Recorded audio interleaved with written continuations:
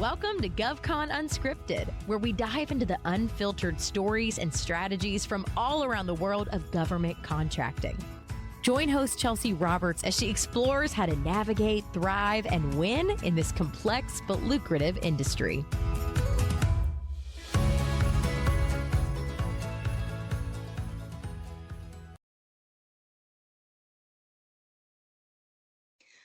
All right. Hey, everyone. Welcome back to GovCon Unscripted. I'm your host, Chelsea Meggett, CEO of Collaborative Compositions.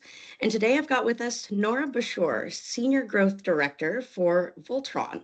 Noura and I are going to be talking about some proposal processes, procurement landscape, and AI. It's going to be a wide-ranging conversation. Noura, who are you and what do you do? Hi, Chelsea. Great to be here. And I'm so excited. Thank you so much for inviting me. I'm excited to speak to everybody out in podcast land. So I lead growth here at Voltron, and I help Voltron grow, but I also help our customers and prospects grow. What you said is super, super important because it's now beyond proposals, and procurement landscape is changing like crazy, and we've got to keep up. Yeah. There's been a lot of executive orders. There's been a lot of movement. There's been a lot of change. I think it really comes down to a lot of those standard ways of doing things, or the stock templates that you've been using to develop your proposals in the past are probably not going to be necessarily as effective these days. Would you say that's about right? I think you hit the nail on the head. And if we kind of step back and look at the bigger picture, companies have been doing a tremendous job with dealing with the complexity and the challenges and the demands, especially federal RFP. And now that landscape is changing, and there needs to be some agility in order to adapt to these changes. For example, what's the first thing we do after we digest the solicitation is we look for that template, we look for the requirements, and requirements come in a multitude of forms, everything from operational to technical approach and et cetera, and so forth. Now, with the advent of procurement methodologies that sometimes sit outside of the FAR, the game has really changed, and we can dive into that if you like. Yes, absolutely. I'd love to. I'll just start out with, so FAR-based contracting is the typical 2,000-page book ruled sort of ecosystem of shalls, musts, wills, and do's.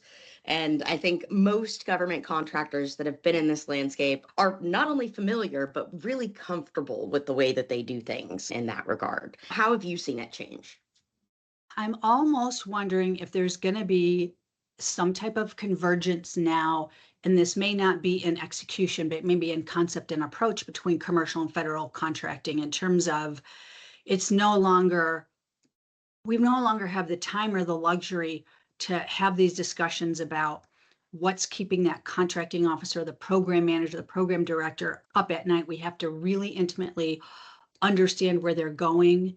And there's no more set of requirements, right? So now we've got to think about it from a perspective of, if I were in that person's shoes, how do I align my approach with that? And that's a much harder type of thinking.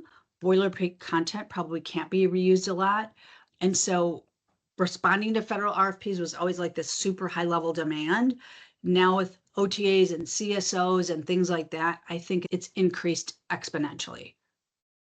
Yeah, I've seen a dramatic increase in the use of OTs, the use of non-FAR, non-traditional type of acquisition methods.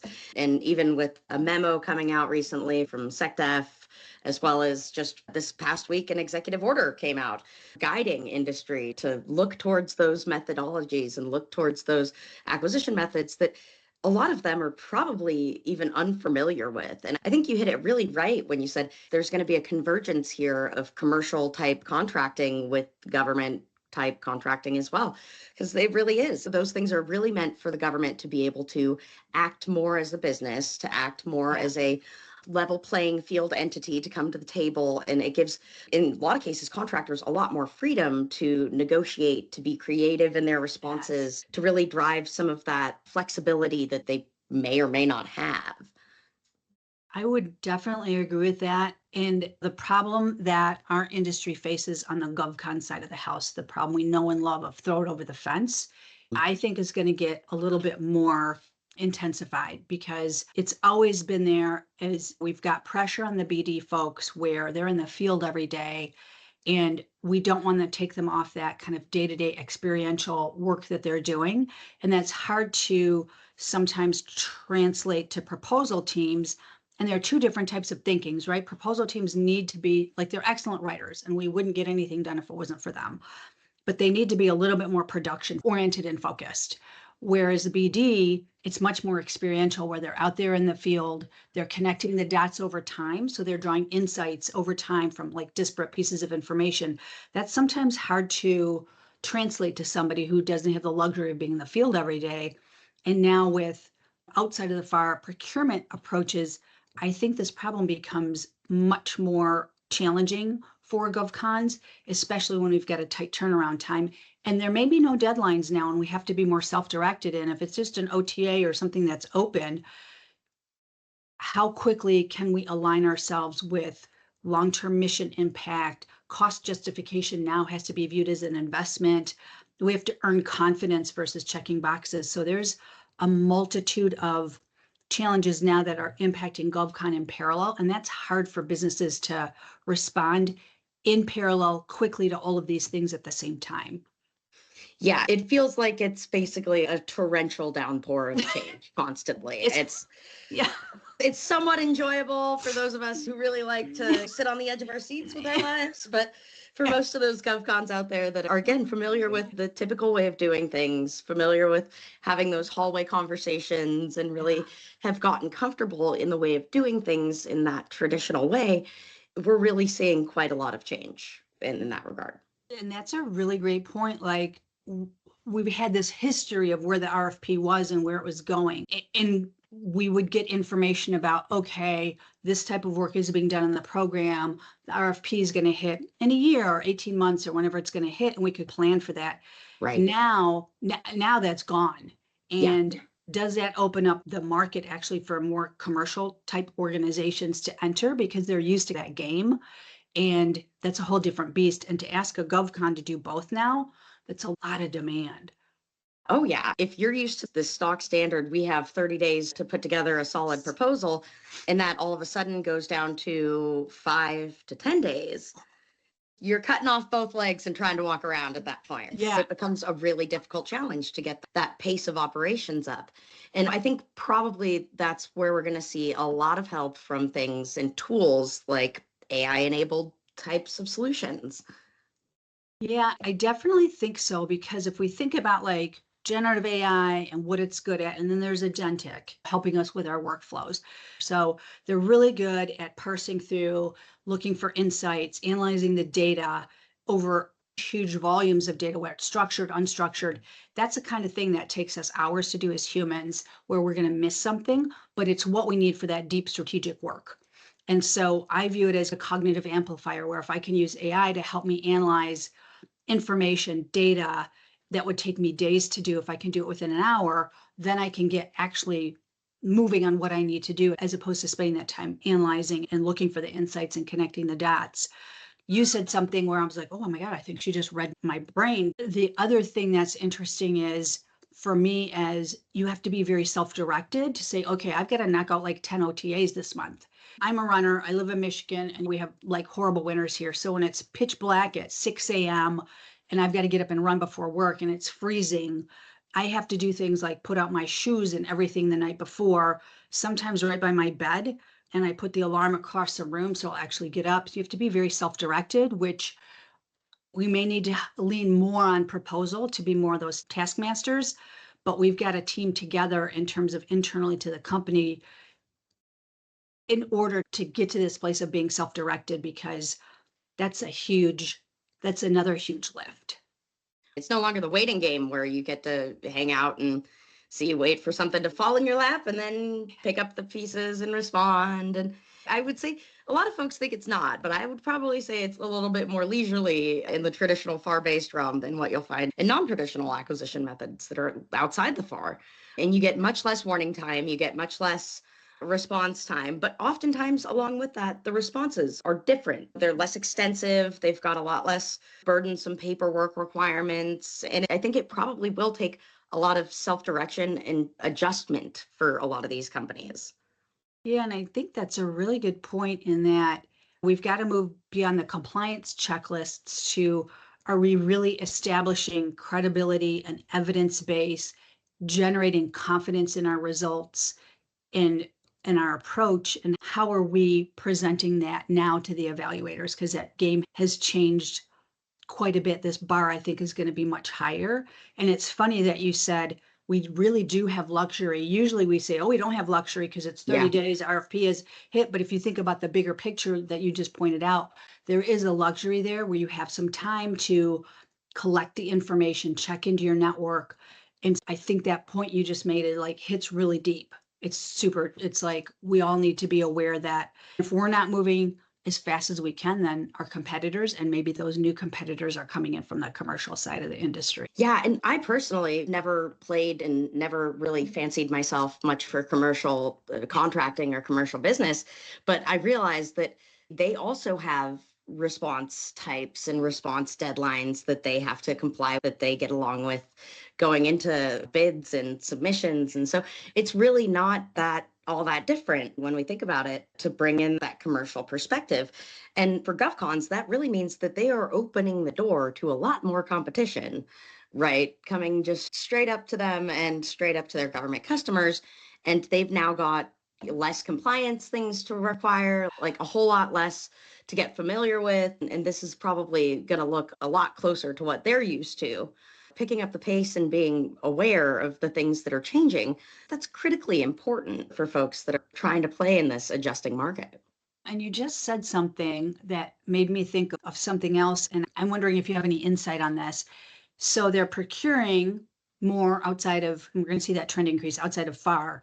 But I'm wondering, when the contract is awarded, if it's still going to have the same types of T's and C's in there, if that's going to change. It's all the business operations we set up to actually conduct and execute federal business. I'm wondering if now there's going to be extra demand on even the business operations of like legal. And there's a snowball effect. So I don't know what you're hearing in the market about that.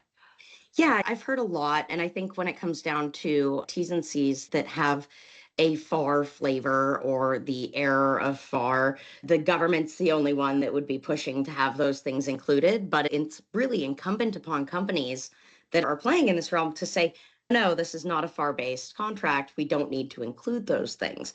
And it brings in a whole new skill set that you have to have. If your lawyers are fantastic FAR-based, DFARS-based, any sort of variant of the FAR-based lawyers that are really familiar with those types of T's and C's and the benefits and the downsides and how to negotiate them, you're going to have to be looking for some other legal advice and some other help, because they aren't going to be including those typical T's and C's that you would see in a lot of FAR-based contracts. And it's up to the companies to negotiate those on their own behalf. So it's really falling onto the contractors' laps to stick up for themselves and to be assertive representatives for what it is that benefits them and benefits the government.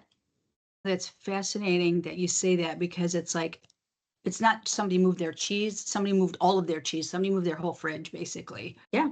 It's a very interesting dynamic that we're starting to see. And it's a huge shift from things that again, it was so easy to template things. It was so easy to put things into a really regimented process and then to get good at that process, right? You've got great proposal teams out there. You've got great capture BD teams, and you've got great leadership that is very supportive of those teams' processes and the way that they do things and how fast they move, and really enabling them to succeed. And its success will look different. It will look very different. Very different. And that makes me think of, so I spent some of my time in BD, and I was on the FedCiv side in healthcare, and we always focus on building opportunity pipelines. Right. Now we've got to continue to build that relationship pipeline, and we know those faces are changing. And then maybe something like an insight pipeline. Something that I used to do when I was in BD is I would always say, okay, the solicitation is not being released in a vacuum. It's tied to something higher. And so it's tied to a problem somebody's trying to solve somewhere. It's not always reflected in the requirements or the RFP. And so now this becomes even more important with kind of FAR-based acquisition based outside of the FAR. And how are we going to help BD teams do this well? And again, synthesize that information so it gets into the proposal, because we can't pull BD off pipe too much, because that's not a great thing for growth. So then the challenges will exponentially increase on BD through capture and proposal. And I would do things like I would create ladders. I called them ladder logic, where I would say, what's the RFP purpose? What are the requirements? Their puzzle pieces, and then what does that tie up into something bigger? Does that something bigger tie up into something bigger? And does that something bigger tie up into something bigger? And it can go all the way to national priorities. And that used to help me think about, I don't like writing, but I write a lot. And that would also help me communicate to the proposal team, or if I was doing the writing, what's the bigger picture here? Because it's never just about the approach. It's how can we make this mission critical long term? How can we make the cost justification align with investment incentives?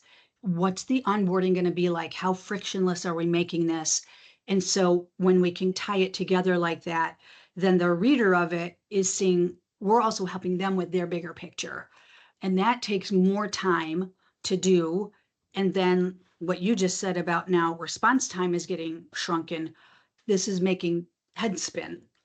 Yeah. And I think you really hit it really there. It's going to take a lot more thinking and a lot more comprehensive thinking, a lot more whole picture thinking on the part of capture and BD folks who may have just focused solely on those relationships, solely on those RFPs, those specific opportunities, and depended on their pricing team to figure out the pricing matters and figured out on waiting on their proposal team to draw the bigger alignment between the RFP and some bigger overall strategy. And I love the fact that you hit on ladders. That really aligns well. You put out a resource that I believe we will include in the show notes. Tell us a little about that resource. I am very grateful that you're including it in the show notes. And if anybody has any comments on it, please keep a couple of things in mind as it's a first draft. And I put it together for a presentation I gave at APMP a couple of weeks ago, and I had a week to do it. And I started developing worksheets. I was like, oh, I used to do this, and I used to do it pretty decently. So let me give them some worksheets, because if I just talk about it, it's not actionable. I give people actionable things to walk away with. And then I realized it needed context and explaining. So I turned it into a book. It took me about a week. And I was like, this is like 6 months of work. It's not going to be the greatest thing. There's going to be some repetition in there. But I call it the Proposal Response Strategy. You can use it in bits and pieces, but it's a system of 3 components. It has 8 exercises that is designed to align everybody that's on the proposal team with BD and capture around what's the approach we're going to take? How do we synthesize all of the knowledge we have and then integrate it into proposal without dumping it on any one person? And leadership can get involved in this too, because they've got their eye on where the company is going. And so that needs to be interwoven with this too, in terms of approach, because you can use RFPs, RFIs to even shape, but it's all about, instead of checkboxing and going through your color team reviews, and you're still gonna have to be compliant, how do we develop something that what I call engineer selection confidence in the evaluator's eyes? And evaluators don't always read proposals end to end. Sometimes they split sections up in teams. And so how do we do that in every section without being repetitive and tie it up to those higher level priorities, whatever that procurement is trying to accomplish? And I love it. And again, anybody who has any feedback on it, good, bad, whatever it is, because I want to put out version 2 in the next couple months, and it needs improvement, but I'd love for folks to read it, and just a different way about thinking about proposals. And we need a systematic methodology to actually get there, because we could sit around and talk about it, but if it doesn't get implemented in a proposal upfront before writing starts, then it happens retroactively and it's spotty and it doesn't have that same impact. Interesting. And I like that you said that proposal evaluators, they don't always, first of all, read it all the way through, and they may pass it on to parts of their team. But I think more and more we're seeing that they may be using AI to read through some of these things. So how can we leverage this amazing workbook that you've put together for us to utilize AI tools more efficiently? That's a great question. And just, it's very interesting in that we're hearing, and maybe the landscape has changed. The last conference I went to a few months ago, they talked about, and of course that was previous administration, they were using AI to do things like detect duplicate content. So now the demand is higher to be more strategic in terms of approach. I would say, specific to the book, you could take the worksheets and whatever AI system you're using, you could use those worksheets with that AI system. If somebody's interested in me showing them how I do it, I can definitely do that. Obviously, if somebody's using a foundational language model like a chat or something that's not secure, just be careful about putting your IP out there. But whatever system you have, you can take those worksheets and use it to either maybe help you ideate. Maybe you've got 10 months of meeting notes you need to analyze first to get to these answers. And instead of saying, hey, I've got 10 months of these really super valuable notes, which they are, and the companies put resources into gathering this competitive intelligence. Sometimes people will look at that volume of information, again, be like, that's a lot to comb through. Use AI to help you. Use AI to check your thinking. Use AI to actually help you conduct the work of the worksheets. Use it to poke holes in your logic. If the priority is XYZ and you've come up with an approach and you're trying to structure your intelligence, use AI to check your thinking. So you can use it in a multitude of different ways. Interesting. And thank you for being so open for our audience. We will make sure to include your contact information so everybody can get a hold of you, which not everybody does here. So again, thank you for that. There's so much craziness going on right now. I think you're of the same mindset where we need to band together and help our industry. And so I just keep hashtagging on, which might be a little silly on LinkedIn, but in this together. So I'm more than happy to help any way I can. We very much are in this together. Absolutely. And I love something that you said there, using AI to poke holes in your logic, not just using it to come up with the answers that you think you need, and not just filling it in and prompting it to generate the answer for this and give me the answer for that question. And what's the best response for this? We're moving much more past the basic prompts and the basic level of working with AI and into, let's see if we can have this throwback some arguments to us about why we might not have put the best solution forward, why we might not have answered this quite correctly, and ways to improve that based on the things that's able to spot. Because I would guess that's probably what proposal evaluators are doing quite a lot, is tell me this looks great on the outside, but tell me why it's not as great as it might look, which I think is an absolutely probably a much better use of AI than just trying to get it to prompt you to give the same old answers that undoubtedly a lot of people are putting in. If you're asking for the answers, you're probably going to get a lot of the same ones from AI. Yeah, I think that's a really great point, in that what you just said is super, super valuable use of AI. And I think if you and I were working on something together, we would sit here, ask each other questions over and over again till we finally got to it. It might take us a day or two. And maybe now what we can do with AI is leverage people, optimize the time they're spending in ways like you just described, and then they can take it back to their team and even elevate it further. But I think that's a really high value way. A lot of times with AI, what I've learned to do is everything I used to do as a writer, BD, they were all implicit thoughts. And I just came up with these things like approaches that are written in the book, and I would just do them. And then I was like, oh, you know what? I need to actually take my implicit thoughts, make them explicit, and talk to AI that way. And so you just hit that nail on the head really well. Taking it out of your head is hard. It's really hard. A lot of people don't think about that and they don't really realize it, but it's very much, I think, probably a skill that a lot of folks just don't have. And especially within the proposal writing teams, they have magic going on in their brains all the time. And it's constantly wonderful thoughts, but maybe a third, or if that, get onto paper that actually come out and are actually produced in some way, shape, or form. So having a way to get them out of your brain, get them into some sort of system, and then having that system be able to have some recall or some memory that you can then leverage going forward, and then say, I have thought about this one time or two. Did I put it down anywhere that I can check back on that and see what that thought came to fruition to be? And was that a helpful sort of line of thinking that may be helpful in some other format or fashion going forward?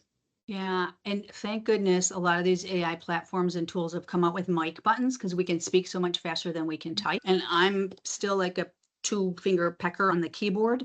And I would encourage people to learn how to use the mic. If you can't, sometimes when I'm working with folks, they're like, I don't know what to tell it to do.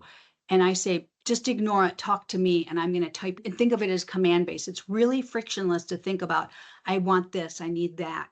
Thinking in questions and querying, like that drives me crazy. When prompt engineering first came out, I was like, I'm going to learn to do that. And I was like, I'm going to poke my eyes out. So Yeah. using a system, again, whatever your audience is using, just talk to it like it's a person. Think more command-based and ways that are frictionless for you to communicate to it. And then again, then like typing it, don't worry about if it's formal, informal. Use the mic button so you can talk, because then you can, when you get good with the mic button, you can work at the speed of your thoughts much faster than typing. Interesting approach. I have not yet gotten familiar or comfortable with, we'll say, with the mic button. I have a hard time thinking I'm talking to an AI like it's my best friend, but that's an absolutely fantastic recommendation for folks. Utilize that talk functionality so it comes out a little bit more natural. So you're not thinking in prompt terms and in prompt language, which a lot of folks I think have.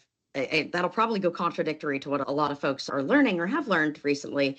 It's not necessarily all about the prompt. It's really about how you're communicating with the tool and going back and forth with the tool. We will see Gen AI move from prompt-based to more command-based, which again, I think is, especially for folks like you and I, where prompting can be, and then you've got to keep a library of prompts, and then you've got to go back to them and then figure out how to tweak them for this new thing. I'm like, oh no, that's going to drive me crazy. I think the movement toward command-based generative AI is good, and combining that with agentic AI, so the workflows are built in, that will really help people. In healthcare, we had a saying of make sure that role is working to the top of their license. And when I view kind of workforce, I think the same way, like proposal people, for example, super skilled people. Why are we making them like keyword tag content libraries? Have AI do that, but also have the AI serve them in the way that they work. We may not get that from the foundational language models like the chats of the world, but when your reader or your listeners are evaluating any type of platform or tool, I encourage people to think about how is it they work? How is it their team works? What are the things they're doing that drains their brain that they have to do? And then what are the things that they have to do that really elevates their work and gets them to move forward? Have AI do all that brain drain work so we can leverage people to the top of their skill set. Usually that's more fun for people too, because they're not doing that grunt work. Absolutely. I love the phrase zone of genius.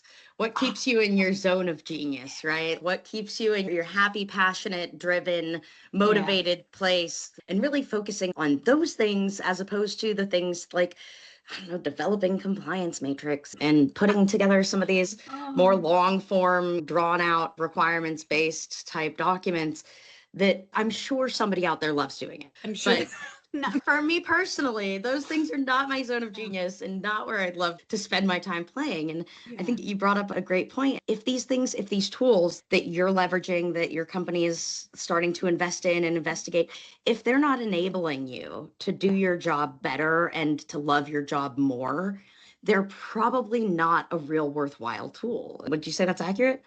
I think it's a really interesting point. And I used to give this webinar on how to evaluate these. And I never talked about Voltron because I wanted to come from an educational perspective. And I'm guilty of this. We see a feature and it's a bright, shiny object, and we're like, yeah, I got to have that.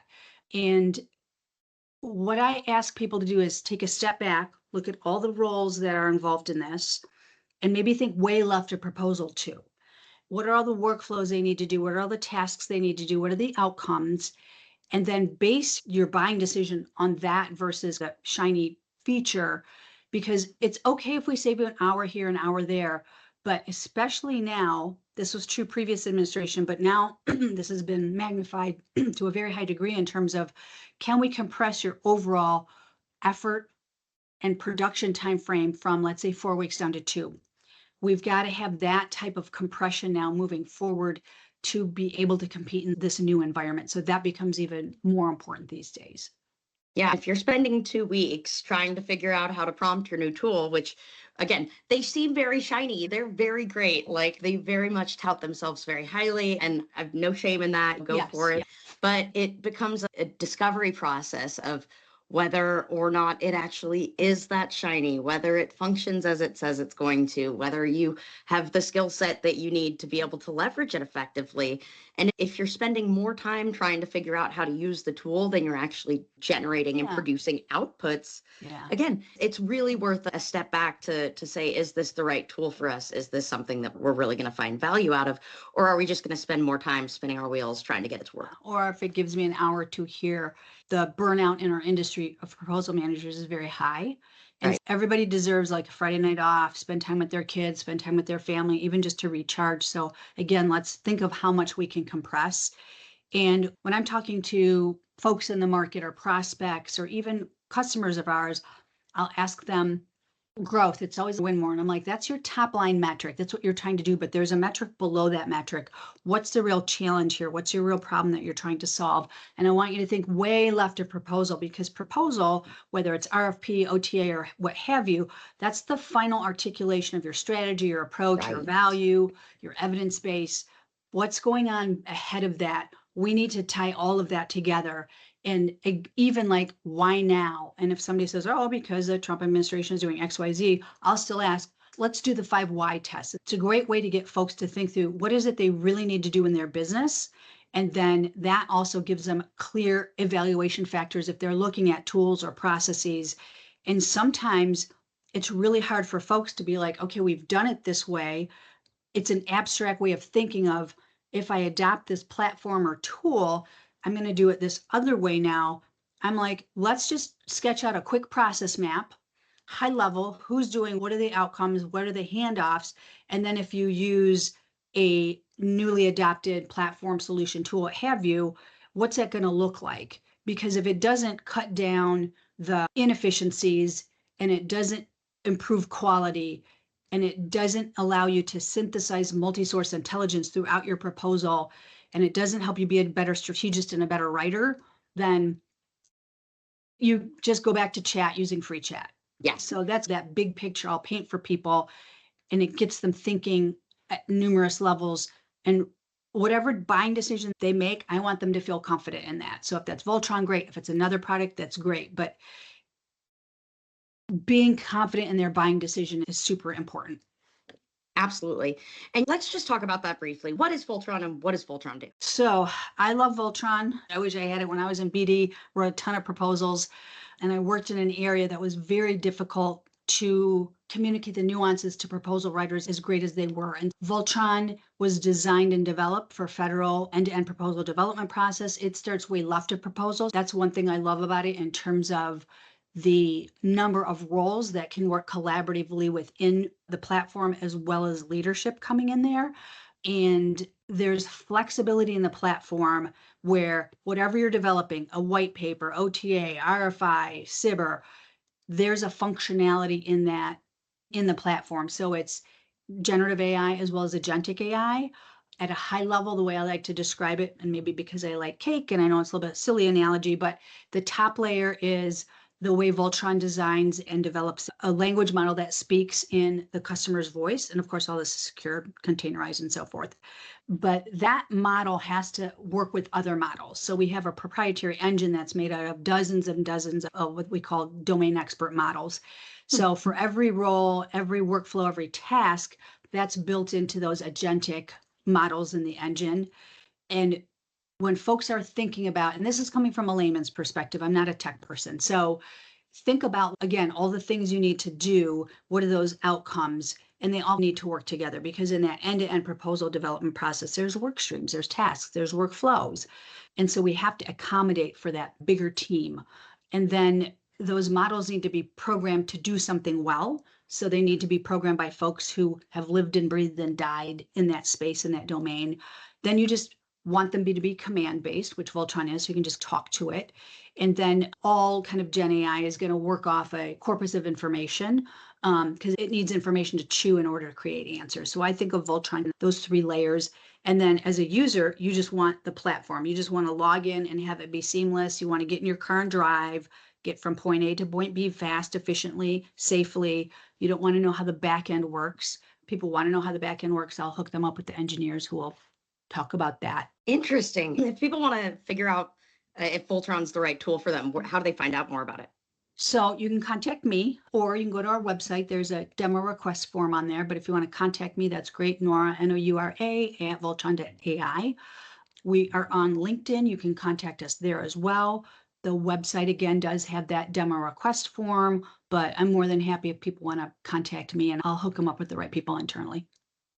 And that proposal handbook that you had mentioned before, the strategy and the processes that you've put together into that really handy guide work or guiding framework, if you will, we're absolutely going to include that in the show notes. And that's not specific just to Voltron, is it? No, you can use it again. You could use it outside of AI. You could just fill it out by hand and get on Word and do your thing. So I didn't want to exclude anybody. Small businesses don't sometimes have the budget to buy things, and they are just going to keep using Word. So we want to elevate everybody. If you're using one of our competitors, I want you to keep using that competitive product and use those worksheets, and then tell me again what worked well, what didn't work well. But whatever approach people are taking in terms of tech or non-tech, that book will work well because it's going to take them through a systematic process. The book has a lot of context in terms of do this, think about it this way. It gives examples of good outputs, bad outputs. So if you're not quite there in terms of output, look at those examples and figure out, okay, I got to do a little bit of rework. It'll become more natural as you start thinking that way. In the beginning, it might seem a little onerous. And if one of the worksheets is your favorite and you hate the other ones, just use that one worksheet. At least you've taken yourself kind of a step further. That's fantastic. It's modular. It's useful across the board. It sounds like it'll help companies and people systematize the way that they're doing things. And it sounds like a fantastic resource, which I've read it and I can vouch for that. It is a fantastic resource. So we will absolutely get that into the show notes. And again, if people want to get a hold of you specifically to give you feedback, to talk about it, to have a conversation about really anything in that capture and BD world, how can they get a hold of you? Oh, wonderful question. Thank you for asking. So my contact information is at the end of the book, but again, you can email me at noura@voltron.ai. You can find me on LinkedIn. If worse comes to worse, you can only remember Voltron and LinkedIn, go to the Voltron page and drop us either a note on our page or send us a message. It's easy to get a hold of me. Definitely anybody who needs help, please let me know. And we'll get all of her contact information in the show notes as well for anybody who wants to reach out. This has been a fantastic and very informative conversation. So I have to say thank you very much for coming on the show and sharing just not even all of it, but a little bit of your wisdom with our audience. I'm sure they're going to find this incredibly helpful. Thank you so much. It's been a pleasure to be here. I've had so much fun talking to you. So anytime you need a guest, I am volunteering myself. We will definitely have you back on that note. Thanks so much, Noura. We hope you have a great rest of your day. Thanks, you too. I'll see you later, Chelsea. Bye.